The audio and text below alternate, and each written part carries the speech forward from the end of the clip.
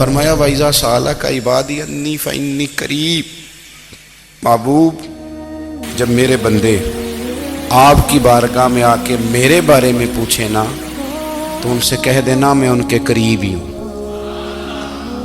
قریب ہی ہوں۔ دلیل کیا ہے؟ یہ جب بھی مجھ سے دعا مانگیں گے میں ان کی دعاؤں کو قبول فرماؤں گا، میں ان کے قریب ہوں، میں ان کے قریب ہوں۔ یہ جب بھی دعا مانگیں گے نا میں قبول کروں گا، میں ان کے قریب ہوں۔ اللہ تبارک و تعالیٰ کے بندے اللہ سے محبت کرتے، رب کی بارگاہ میں جھکتے، اس کو اپنے دکھ سناتے، اس کے پیارے محبوب صلی اللہ تعالیٰ علیہ وسلم کا وسیلہ لے کے اس کے حضور حاضر ہو جاتے، پیشانیاں سجدوں سے روشن ہوتی۔ ہم نا ہر چیز کے لیے وقت نکالتے ہیں، ہر چیز کے لیے، لیکن عبادت کے لیے وقت نہیں نکالتے۔ ہر شے آباد ہے، ہر شے، ہماری فیس بک بھی آباد ہے، واٹس ایپ بھی آباد ہے، ہمارے ٹویٹر بھی آباد ہیں، ہماری ہر چیز آباد ہے۔ سب سے کم آباد ہمارا مصلی رہ گیا ہے، سب سے کم۔ وہ لوگ اب ڈھونڈنے سے ملتے ہیں جن کی بغل میں مصلی ہوتا تھا۔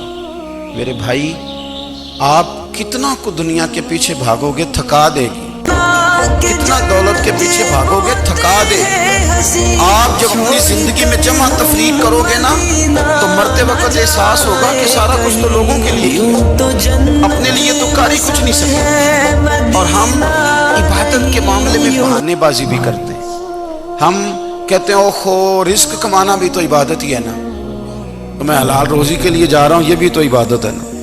میری طرح کے لوگ کہہ دیتے ہیں کہ میں سویرے اٹھ کے مدرسے میں کچھ اسباق دیکھتا ہوں تو یہ بھی تو عبادت ہے، میں بیان کرنے کے لیے مطالعہ کرتا ہوں تو یہ بھی تو عبادت ہے نا، اتنے لمبے سفر کر کے ملک میں دنیا میں گھومتا ہوں تو یہ بھی تو میں عبادت ہی کر رہا ہوں۔ اب اسپیشل نفلوں کے لیے وقت کس طرح نکلے، اسپیشل کر کے تسبیح میں کیسے چلاؤں، میں سارا کچھ ہم بہانے بنا لیتے ہیں نا۔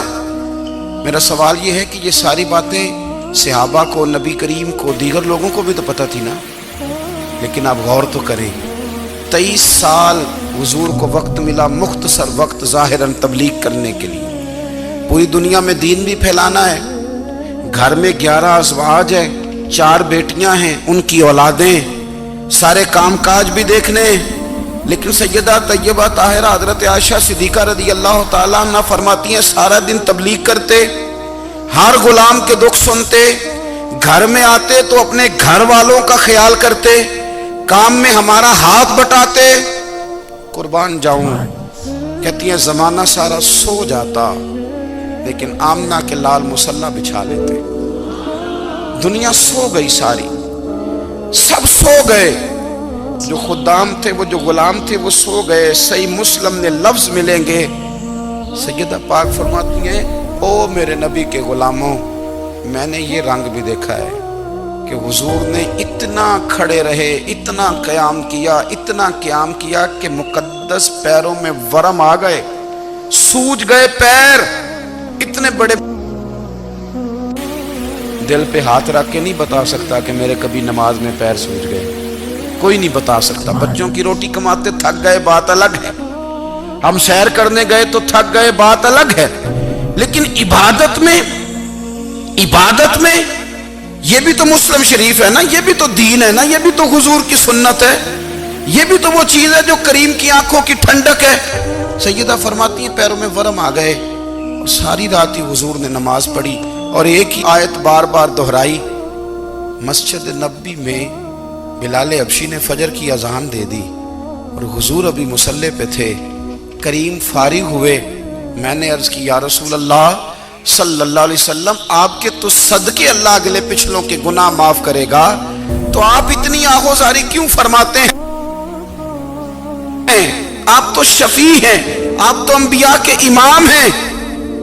تو حضور نے فرمایا عائشہ تم نے گنوایا ہے نا میرے اللہ کی مجھ پر کتنی رحمت ہے، افلا اکون عبدا شکورا، فرمایا اگر اس نے اتنی نعمتیں دی ہیں تو کیا میں اس کا شکر گزار بندہ نہ بنوں، میں شکر گزار بندہ نہ بنوں اس کا؟ پھر اگر اتنی نعمتیں اس نے دی ہیں، مجھے اتنا نوازا ہے، تو پھر میں اس کے سامنے سجدے نہ کروں؟ او میرے بھائی، بڑے قابل فخر لوگ ہیں ہم کہ ہم نبی پاک کے غلام ہیں، ہم قابل فخر ہیں کہ نبی کریم کے غلام ہیں، کیا کبھی اس غلامی کے شکرانے میں بھی 2 نفل پڑھے کہ یا اللہ تیرا شکر ہے تو نے ہمیں حضور کا غلام بنایا ہے؟ یاد رکھیں کہ اپنی روحانی زندگی کو آباد کریں، استغفار پڑھیں، تسبیحات کریں۔ حضرت عبداللہ ابن عمر رضی اللهم اللہ يا تعالیٰ رب المعجزات وقاضي الحاجات مکہ مکرمہ میں يا ان کی مجيب قبر ہے۔ الدعوات میں نے جب انہیں پڑھا تو مجھے ان سے بڑا پیار ہو گیا، لیکن آپ کو پتہ ہے وہاں جا کے کسی شخص کا مزار تلاش کرنا یا پوچھنا ایک مشکل کام ہوتا ہے۔ تو ایک دفعہ میں مکہ شریف میں حاضر تھا، تو ایک گاڑی والا ڈرائیور مجھے کہنے لگا کہ مولانا میں آپ کو جانتا ہوں، مجھے آپ سے محبت ہے، ایک بات بتاؤں آپ کو؟ میں نے کہا بتاؤ۔ کہنے لگے حضرت عبداللہ ابن عمر کی قبر دیکھنی ہے۔ میں نے کہا یہ تو نہیں کہہ رہا، یہ کسی نے بندوبست کرایا ہے، یہ اللہ نے تیرے دل میں بات ڈالی ہے، یہ ہو گیا تو لے چل مجھے۔ حضرت عبداللہ ابن عمر کو نبی پاک نے فرمایا تھا راجل صالح، یہ نیک بندہ ہے، یہ متقی آدمی۔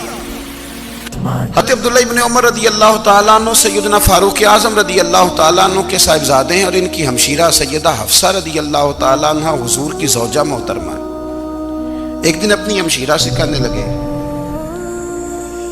کہ نبی کریم صلی اللہ تعالیٰ علیہ وسلم گھر میں آئے نا، اور اگر حضور غم امت میں پریشان نہ ہو، طبیعت کو حشاش بشاش دیکھو، تو ذرا پوچھنا تو صحیح حضور کا میرے بارے میں کیا خیال ہے، پوچھنا تو صحیح کہ کریم کی بارگاہ میں میرا کیا مقام ہے، میرے بارے میں حضور کیا فرماتے ہیں۔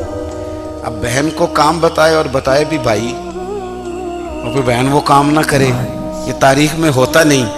حضرت عمر فاروق رضی اللہ تعالیٰ عنہ کی صاحبزادی ام المومنین رضی اللہ تعالیٰ عنہ فرماتی ہیں کہ میں تو بس منتظر تھی، انہوں نے تو کہا تھا نا کہ اگر تم حشاش بشاش دیکھو تو بات کرنا، لیکن حضور تشریف لائے، میری باری تھی، میرے گھر تشریف لائے، کھانا پیش کیا تو فوراً میں نے عرض کی حضور ایک بات پوچھنی تھی۔ حضور نے فرمایا پوچھئے۔ میں نے عرض کی حضور میرے بھائی عبداللہ ابن عمر کے بارے میں آپ کا کیا خیال ہے؟ نوجوانوں میری بات پہ غور کرنا، میرے بھائی کے بارے میں آپ کا کیا خیال ہے؟ نبی کریم صلی اللہ تعالیٰ علیہ وآلہ وسلم نے میری طرف دیکھا، اور پھر حضور زیر لب تھوڑا مسکرائے، اور بریلی کے امام کہتے ہیں کہ حضور مسکرا دیتے تھے نا تو جو بڑا دکھی ہوتا تھا وہ بھی ہنس پڑتا تھا۔ اب سوال پیدا ہوتا تھا کہ پھر تو اس مسکراہٹ کے لیے انتظار کرنا پڑتا ہوگا کئی مہینے کہ حضور مسکرائیں تو رونے والے ہنسیں، تو اعلیٰ حضرت فرماتے نہیں، انتظار نہیں کرنا پڑتا، یہ مسکراتے رہنا تو حضور کی عادت ہے۔ جس کی تسکین سے روتے ہوئے ہنس پڑے، اس تبسم کی عادت پہ لاکھوں سلام۔ یعنی یہ تو عادت ہے حضور کی مسکراتے رہنا، اس کے لیے انتظار نہیں کرنا پڑتا۔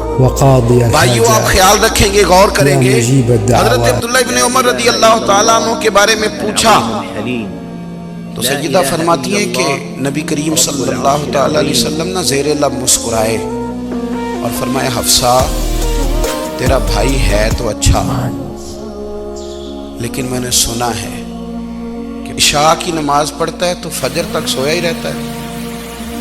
او نوجوانوں، 10 بجے تک سونے کی بات نہیں ہوئی، 9 بجے تک سونے کی بات نہیں ہوئی، 11 بجے اٹھنے کی بات نہیں۔ حضور فرمانے لگے میں نے سنا ہے کہ عشاء کی نماز پڑھ کے سو جاتا ہے اور فجر تک سویا ہی رہتا ہے، اسے چاہیے کہ تہجد کے وقت اٹھا کرے، اللہ کی بارگاہ میں حاضر ہوا کرے، آہوزاری کرے، سجدے کرے، عبادت کرے، اٹھتا ہے اور فجر میں جا کے اٹھتا ہے۔ حضرت جناب حفصہ رضی اللہ تعالیٰ عنہ کہتی ہے میں نے جناب عبداللہ ابن عمر کو پیغام دیا اور میں نے کہا میرے جوان بھائی سن، نبی پاک نے فرمایا ہے تو اچھا پر تہجد میں نہیں اٹھتا، نفل نہیں پڑھتا۔ او میری ملت کے جوانوں، مزہ نہیں آ جاتا ساری دنیا اور بستر بھی گرم ہو اور نیند بھی پورا غلبہ کر رہی ہو، اور اچانک گھنٹی بجے دماغ میں آنکھ کھلے، گھڑی پہ نظر پڑے، 3:30 4 بجے کا پیغام گھڑی بتائے، اور کوئی چڑھتی جوانی والا اٹھ کے وضو کرے، اور جب وہ مصلی کھول کے بچھائے تو مدینے والے محبوب کہتے ہیں کہ ہر نماز پہ رب ثواب دیتا ہے، اور جو اٹھ کے تہجد کی نماز پڑھے اسے دیکھ کے تو رب مسکراتا ہے، جو اس کی شان کے لائق ہے، جو اس کی شان کے لائق، وہ مسکراتا ہے، خوش ہوتا ہے کہ میرا بندہ تہجد میں اٹھ گیا، وہ مسکراتا ہے۔ کاش ہماری صبحیں کبھی اپنے مالک کے نام ہو جائیں، کاش کے صبح حضرت ابو الحسن رحمۃ اللہ تعالی علیہ حضرت معاذ ابن جبل رضی اللہ تعالیٰ عنہ کے پاس بیٹھا کرتے تھے، فرماتے ہیں ان سے جو پیار بڑھا تو پھر میرا مصلی سے بھی بڑھ گیا۔ تابعی ہیں، فرماتے ہیں صحابی رسول سے محبت ہوئی تو ذکر سے بھی ہو گئی، پھر درود شریف سے بھی ہو گئی، محبت ان سے بڑھی تو پھر اللہ نے مسجد کا پیار بھی بڑھا دیا۔ آپ فرماتے ہیں کہ میری ہر وقت طبیعت چاہتی تھی کہ بس اللہ اللہ کروں، بس اللہ اللہ کروں، بس نہ میں ذرا تھوڑی جان چھڑاؤں لوگوں سے، کوئی 10 منٹ ملے تو میں کوئی 4 نفل پڑھ لوں، میں تھوڑا سا نہ بچوں لوگوں سے، اور مجھے تسبیح ملے تو میں نہ کچھ 400-500 دفعہ استغفار پڑھوں، سبحان اللہ، الحمدللہ، اللہ اکبر، لا حول ولا قوت الا باللہ، میں نہ تسبیحات پڑھوں۔ فرماتے ہیں کہ بچے تھے گھر میں 6-7، غربت تھی، کام ملتا کوئی نہیں تھا، اللہم یا رب میں المعجزات کام چور نہیں تھا، کام ڈھونڈتا تھا، پر اللہ کی قدرت کے کام نہیں یا ملتا تھا۔ مجیب الدعوات۔ فرماتے ہیں کہ میں نے ایک دن اپنی اہلیہ سے کہا کہ آج میں پھر جاتا ہوں کام ڈھونڈنے، تو میری بیوی بڑی فرما بردار تھی، پر اس دن نہ غربت کے ہاتھوں تنگ آ کے کہنے لگی آج نانا کوئی تو چیز لے کے آیا، تو مجھ سے بچوں کی بھوک نہیں دیکھی جاتی، سب روگاں دا روگ محمد جس دا نام غریبی، کنڈ بلا کے لنگ جاندے نہیں دوست یار قریبی، آج نہ کچھ لے کے آیا تو میں بچے لے کے چلی جاؤں گی۔ شیخ فرماتے ہیں کہ میں بڑا پریشان گھر سے نکلا، پر میں نے صبح سے لے کے زور تک کام ڈھونڈا، کام ملا کوئی نہیں، تو میرے دل میں خیال آیا چلو کام نہیں ملتا تو اللہ اللہ تو کرے نا، چلو بندوں کی مزدوری نہیں ملتی تو رب کریم کی عبادت ہی کرتے ہیں۔ فرماتے ہیں کہ میں نے نا فرات کے پانی سے وضو کیا، نہر کے، شدید دھوپ تھی، ساتھ ریت تھی اور ریت تپ رہی تھی، میں نے اپنا رومال وہیں مصلی کے طور پر بچھا لیا، اور فرماتے ہیں کہ زور سے لے کر عصر تک نماز پڑھی، دھوپ بھی پورے زور پہ، پر میرے سجدے کا ذوق بھی پورے زور پہ۔ فرماتے ہیں سورج بھی چمک رہا ہے اور رب کی عبادت کا ذوق بھی پورے زور پہ، میں سجدہ کروں تو پھر میرا اٹھانے کو جی نہ چاہے۔ میرے استاد لکھا کرتے تھے، یہ ان کا شعر ہے، وہ کہا کرتے تھے مجھے سوز دے، مجھے ساز دے، اور مجھے نیم شب کا نیاز دے، دم سجدہ خود کو میں توڑ دوں، مجھے ایسا ذوق نماز دے، اور میں تیری بہار کا پھول ہوں، میں کھلا بھی ہوں تو تیرے لیے، مجھے میری شاخ سے توڑ لے، مجھے اپنی زلف کا ناز دے۔ بھائی فرماتے ہیں کہ عصر تک میں نے نفل پڑھے، دل ڈھلنے لگا، عصر کی نماز پڑھی اور میں وہاں سے چلا۔ اب میں جب نکلنے لگا تو دل میں خیال آیا کہ چھوٹی چھوٹی دیواریں ہیں گھر کی، بغیر کچھ لیے جاؤں گا تو بیوی دور سے دیکھے گی تو شور کرے گی کہ پھر خالی ہاتھ آ گیا ہے۔ کہتے میں نے اپنے اسی رومال میں جس پہ میں نے نماز پڑھی تھی نا، رومال میں کیا عقیدے پنجابی جی صافہ، کہتے ہیں اسی میں نا میں نے کچھ ریت بھر لی کہ وہ دور سے دیکھے گی تو سمجھے گی کچھ لے کے آیا ہے، چلو جا کے اسے بتا دوں گا کہ آج پھر مزدوری نہیں ملی۔ کہتے ہیں وہ ریت لے کر جب میں گھر میں گیا تو پہلے بیوی دروازے پہ کھڑی ہوتی تھی، پوچھتی تھی خالی ہاتھ آ گئے ہو؟ آج میں نے دیکھا تو ہے ہی کوئی نہیں۔ فرماتے ہیں میں اندر داخل ہوا، سلام لیے، کونے میں نے وہ رومال رکھ دیا اور میں نے آواز دی کہ بھلی مانس کہاں ہو؟ تو وہ کہنے لگی آپ منہ ہاتھ دھو لیں، میں روٹی لے کے آئی۔ میں نے کہا روٹی کہاں سے آ گئی؟ یہاں تو کئی دنوں کے فاقے، تو کئی دنوں کی غربت ہے، یہاں تو اس گھر میں تو فقیری ہے۔ فرماتے ہیں کہ وہ روٹی لے کے آئی اور اس وقت کی جو موجودہ نعمتیں تھیں، سمجھ لیں سلاد، اچار، ہر چیز ساتھ لائی۔ میں نے کہا کہ بچے کہاں گئے؟ کہنے لگی وہ کھانا کھا کے کھیلنے گئے، آپ کھانا کھا لیں آ جاتے۔ کھانا اس نے چن دیا۔ میں نے حیرت انگیز لہجے میں ساری نعمتیں اپنے دسترخوان پہ دیکھ کر کے بیوی سے پوچھا یہ کہاں سے آیا کھانا؟ بچوں کو تو نے کہاں سے کھانا کھلایا؟ یہ سارا کچھ کیسا ہے؟ کہنے لگی پتہ نہیں آج آپ کس کریم کی مزدوری کرنے چلے گئے تھے۔ پتہ نہیں کس کریم کی میرے گھر میں تو اتنی نعمتیں آئی ہیں کہ مجھ سے سنبھالی نہیں جا رہی، اتنا اناج ہے، اتنا گندم ہے، کس کریم کے دروازے آج چلے گئے تھے؟ یہ کہتے کہتے وہ اٹھی اور اٹھ کر کے کہنے لگی پہلے ہی بڑا کچھ آیا تھا، اب کیا لے آئے ہو؟ اور جا کر کے نا اس نے وہ ریت والا رومال کھولا، کہنے لگے میں تو لے کے آیا تھا ریت، تو میرے رب نے اسے بھی سونے اور ہیرے بنا دیا تھا۔ جب آپ کی توجہ اللہ کی جانب، میرے نبی پاک صلی اللہ تعالی علیہ وسلم نے فرمایا ہر چیز اپنے رب سے مانگ، ہر چیز مانگ، ہر چیز مانگ۔ یا رسول اللہ کیا کچھ؟ میرے محبوب نے فرمایا تیرے گھر میں نمک بھی ختم ہو جائے تو وہ بھی اپنے رب سے مانگا کر، تو مانگنا وہ تجھے دے گا، تو اس کی بارگاہ میں کشکول طلب دراز تو کرنا۔ اور ترمذی شریف میں عجیب لفظ ہے، رسول کائنات نے فرمایا، رب کریم فرماتے ہیں جب میرا بندہ ہاتھ اٹھاتا ہے نا تو مجھے حیا آتی ہے کہ میں خالی کیسے لوٹا دوں۔ اتنے بڑے بادشاہ کی بارگاہ میں دعا کی بڑی طاقت ہے۔ میرے نبی پاک نے فرمایا دعا مومن کا ہتھیار ہے، دعا مومن کا، دعا مومن کا۔ حضور نے فرمایا تقدیر کو سوائے دعا کے کوئی چیز نہیں بدل سکتی۔ دعا مومن کا ہتھیار ہے، یہ کافر کے پاس کوئی نہیں، یہ ہتھیار ہے مومن کا۔ اللہ کرے آپ کو سمجھ جائے، پھر سنیں، کئی بار کہہ چکا ہوں یہ ہتھیار ہے۔ کافر کے مقابلے میں جو تیرے پاس سب سے بڑا ہتھیار ہے وہ دعا ہے۔ دعائیں کرانی چھوڑ دی، کرنی چھوڑ دی، لینی چھوڑ دی۔ حضرت سیدنا انس بن مالک رضی اللہ تعالیٰ عنہ فرمایا کرتے تھے میں نے وہ رنگ دیکھا ہے جب حضور دعا مانگتے تھے اور حضور کی مقدس آنکھوں میں آنسو بھی ساتھ ہی بہا کرتے تھے، میں نے وہ انداز دیکھا ہے۔ وقاضي الحاجات اپنا یا مسلح مجیب کا، الدعوات عبادت کا، وظائف کا، اللہ کا سلسلہ اس کو مضبوط کرے، اپنی دعاؤں کے تعلق کو مضبوط کرے۔ دعائیں بڑے انقلاب برپا کر دیتی ہیں۔ ہم تھوڑے تھوڑے نا جب سے خشک ہوئے ہیں نا، خشک، اور میری تو جماعت ہی صوفیاء کی جماعت تھی، ہم تو داتا علی اجمیری کی جماعت سے، ہم تو خواجہ اجمیری کی جماعت سے، ہم تو شیخ احمد فاروق سرہندی کی جماعت سے، ہم تو صوفیاء کی جماعت۔ ہماری جماعت نے بھی وہ تعلق جو ہمارے بزرگوں نے بنایا تھا۔ بزرگ اللہ کے قریب کیسے جاتا ہے؟